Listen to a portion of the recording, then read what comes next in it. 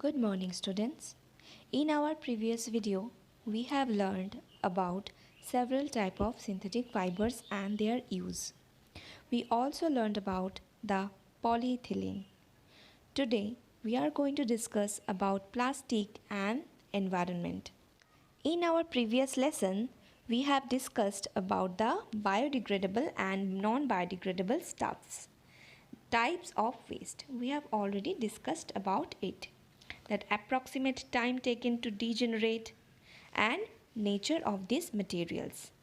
Today we are going to learn about the difference between the biodegradable and non-biodegradable waste. So here biodegradable waste can be broken down into simple non-poisonous substances by the action of microorganisms in the nature, because those microorganisms will decompose those material or decompose those waste. That is why it is known as biodegradable waste. And in non-biodegradable waste, this cannot be broken down into simple non-poisonous substances by the action of microorganism in the nature. So microorganism won't affect the non-biodegradable waste. That is why it is very harmful to our environment.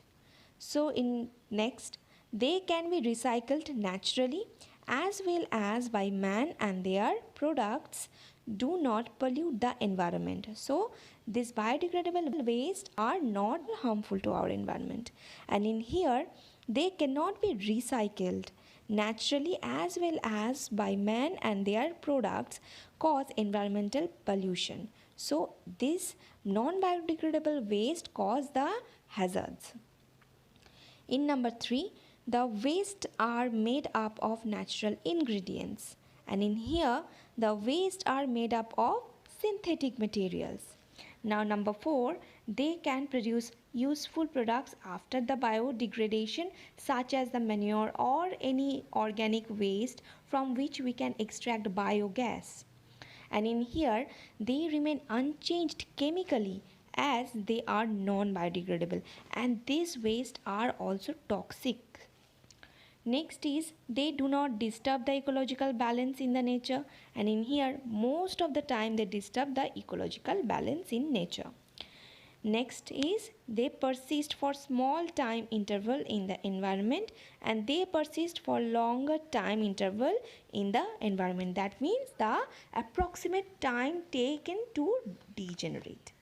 Okay, so see this, like cotton cloth, it will take 2 to 5 months, or the peel of vegetable and fruit, it will take 1 to 2 weeks. But in here tin, aluminium and other metal can, it will take, look at the number, 100 to 500 years. Okay, and maybe after that even it won't degenerate. So examples, as we all know, they are paper, cow dung, wood crumble, etc. And in here they are plastic bags, synthetic fibers, cans, etc. Next, look at this picture. Have you ever seen this type of colored waste bins? So let me tell you what are they signify. So this blue waste bin signify that we have to put all our dry waste, and those wastes are supposed to be recyclable. And in here in the green waste bin there will be the wet waste, and which will also biodegradable. And this black waste bin signifies that there will be the non-recyclable things. Alright, so now we have to know about the side effect of non-biodegradable materials. So the non-biodegradable materials takes long time to decompose and may not even get decomposed, due to which they persist in the environment for a long time. We have already learned this kind of materials when thrown with garbage persist over there. That is why we are supposed to put them in the different colored waste bin. When animals feed on that garbage, they feed on those materials too. Plastic causes the main threat to the animals feeding on garbage as they choke the respiratory tract of these animals. Look at the picture. So this is what happens when we don't use plastic in a convenient way. When we throw plastic here and there. So in addition to this, it also forms a lining on the stomach and can even cost on their lives.